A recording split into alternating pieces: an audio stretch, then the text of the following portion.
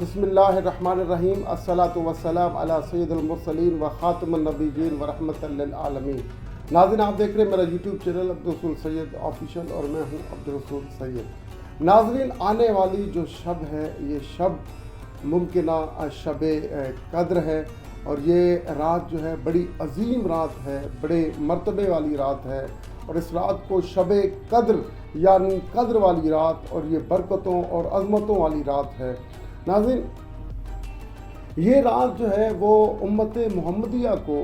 کیوں عطا کی گئی، اس پر بات ہوگی کہ اس کا پس منظر کیا ہے، کہ اس رات کو کیوں جو ہے وہ حضور علیہ الصلاۃ والسلام کی امت کو عطا کیا گیا، اور اس رات کی فضیلت کیا ہے، اور اس رات میں اگر عبادت کی جائے تو اس عبادت کا کیا درجہ ہوتا ہے، تو اور اس رات کو جو ہے وہ مخفی کیوں رکھا گیا، یہ چیزیں ہیں جس پر جو ہے بات ہوگی۔ تو اگر ہم بات کرتے ہیں اس کے پس منظر کی کہ اس رات کو کیوں عطا کیا گیا حضور علیہ الصلاۃ والسلام کی امت کو، آخر اس رات کو عطا کرنے کے پیچھے کیا وجہ ہے، تو ایک حضرت امام مالک فرماتے ہیں کہ ایک روز حضور علیہ الصلاۃ والسلام کے دل میں خیال گزرا، کیونکہ پچھلے نبیوں کی امت جو تھی، ان کی امتیوں کی جو عمریں تھی وہ بہت زیادہ تھی، لہٰذا وہ تو میری امت سے نیکیوں میں سبقت لے جائیں گے۔ جب آپ کے دل میں یہ خیال گزرا تو حضور علیہ الصلاۃ والسلام کی خدمت میں جبرائیل علیہ السلام اللہ کی وحی لے کے آئے، اور اللہ تبارک و تعالیٰ نے فرمایا کہ اے میرے محبوب، آپ گھبرائیے نہیں، ہم آپ کی امت کو ایک ایسی رات عطا کر رہے ہیں، اگر وہ اس رات کو اللہ کی عبادت کے لیے کھڑی ہو جائے اور اللہ کے سامنے سر و سجود ہو جائے، اور اس رات نیکیاں کمانے میں گزار دے، تو اس رات کو اللہ پاک نے اتنی فضیلت والا بنایا ہے کہ اس رات کی عبادت 1000 مہینوں سے افضل ہے، اور یہ رات جو ہے یہ 1000 مہینوں سے افضل رات ہے۔ اگر کوئی شخص اس رات عبادت کرتا ہے تو اللہ تبارک و تعالیٰ ایسے شخص کی تمامی دعائیں قبول کرتا ہے اور تمامی گناہ جو ہے وہ بخش دیتا ہے۔ چنانچہ اس رات کی فضیلت میں پوری ایک سورہ نازل ہوئی ہے جسے سورہ قدر کہا جاتا ہے۔ اس کا ترجمہ میں آپ کے سامنے رکھنا چاہوں گا کہ اللہ تبارک و تعالیٰ نے فرمایا اِنَّا أَنزَلْنَاهُ فِي لَيْلَةِ الْقَدْرِ، بے شک ہم نے قرآن کو شب قدر میں اتارا ہے، کہ شب قدر میں لوح محفوظ سے نکال کر قرآن پاک کو آسمان دنیا پر نازل کر دیا گیا تھا، اور فرمایا کہ تمہیں کیا معلوم کہ شب قدر کیا ہے، وما ادراک ما لیلۃ القدر، اور تمہیں کیا معلوم کہ شب قدر کیا ہے۔ شب قدر 1000 مہینوں سے افضل رات ہے۔ اس رات فرشتے روح الامین یعنی کہ جبرائیل علیہ السلام اپنے رب کے حکم سے زمین پر اترتے ہیں، اور یہ رات طلوع فجر تک سراسر سلامتی ہے۔ تو ہمیں اس صورت سے پتہ لگتا ہے کہ یہ رات جو ہے بڑی عظمتوں والی رات ہے، بڑی برکتوں والی رات ہے، اور یہ رات امن والی رات ہے، اور اس رات جو ہے اللہ تبارک و تعالیٰ نے قرآن پاک کو لوح محفوظ سے نکال کر اور آسمان دنیا پر نازل کیا، اور اس رات کی قدر و اہمیت کو اجاگر کرتے ہوئے اللہ تبارک و تعالیٰ نے فرمایا کہ اس رات جو ہے فرشتے اور فرشتوں کے سردار حضرت جبرائیل علیہ السلام اللہ کے حکم سے زمین پر اترتے ہیں، اور یہ رات جو ہے یہ رات سے لے کر اور فجر تک سراسر سلامتی والی رات ہے۔ تو اس رات میں ہمیں چاہیے کہ ہم اس رات کو عبادت میں گزاریں، اللہ تعالیٰ کے سامنے سر و سجود رہیں، اور دیگر نیک اعمال کریں، نمازیں پڑھیں، صلاۃ و تسبیح پڑھیں، دیگر ذکر و اذکار کریں۔ اور اس رات کے متعلق یہ بھی کہا گیا ہے کہ اس رات جب یہ فرشتے اترتے ہیں، حضرت جبرائیل اور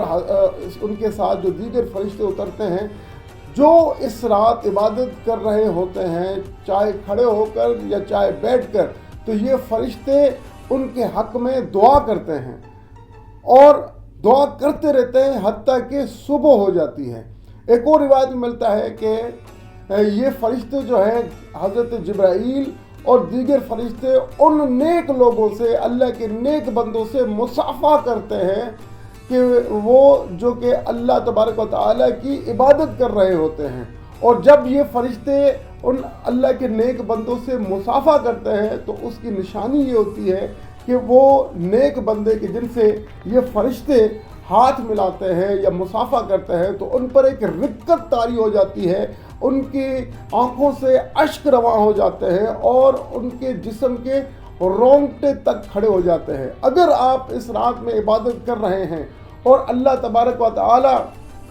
کے حکم سے اگر فرشتے جو ہے وہ آپ سے مصافحہ کرتے ہیں تو نشانی یہ ہوگی کہ اس رات آپ کی حالت بدل جائے گی اور آپ پر رقت طاری ہو جائے گی اور آپ کے دل میں خشیت الہی پیدا ہو جائے گی، اور اس کے علاوہ جو ہے آپ کے آنکھوں سے اشک رواں ہو جائیں گے۔ اگر یہ نشانیاں آپ اس رات کو دیکھتے ہیں اپنے ساتھ ہوتے ہوئے تو آپ سمجھ جائیے کہ آپ کو شب قدر کی برکتیں حاصل ہو گئی ہیں۔ اور اس رات کو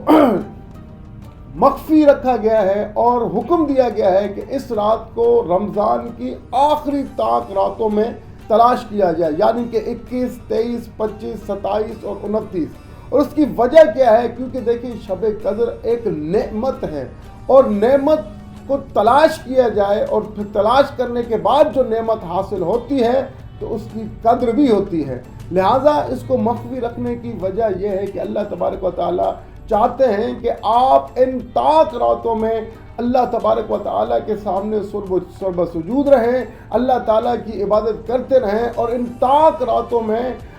اللہ تبارک و تعالیٰ کی بارگاہ میں توبہ کریں، استغفار کریں اور اللہ تبارک و تعالیٰ سے دعا کریں۔ انشاءاللہ جو کچھ بھی آپ ان طاق راتوں میں مانگیں گے اللہ تبارک و تعالیٰ وہ آپ کو عطا فرمائیں گے۔ تو اس رات کو مخفی رکھنے کی وجہ یہ ہے کہ اللہ تبارک و تعالیٰ چاہتے ہیں کہ آپ ان طاق راتوں میں مسلسل جو ہے وہ اللہ تعالیٰ کی عبادت کرتے رہیں۔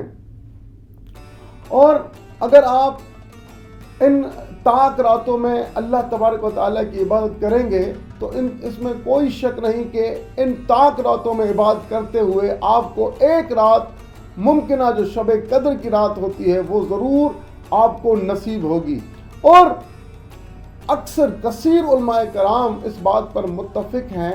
کہ شب قدر جو ہے وہ 27ویں رات کی شب ہوتی ہے جو آنے والی رات ہے۔ تو اس رات کے لیے آپ تیاری کریں اور اس رات کو جو ہے وہ اللہ تبارک و تعالیٰ کی عبادت میں گزار دیں، اور انشاءاللہ اگر آپ صدق کے دل سے خلوص نیت سے اللہ تبارک و تعالیٰ کی عبادت کریں گے اور پھر جو کچھ بھی آپ کی مشکلات ہیں وہ اللہ تبارک و تعالیٰ کے سامنے پیش کریں گے تو اللہ تبارک و تعالیٰ ضرور آپ کی مشکلات دور فرمائیں گے اور آپ کی تمام حاجات کو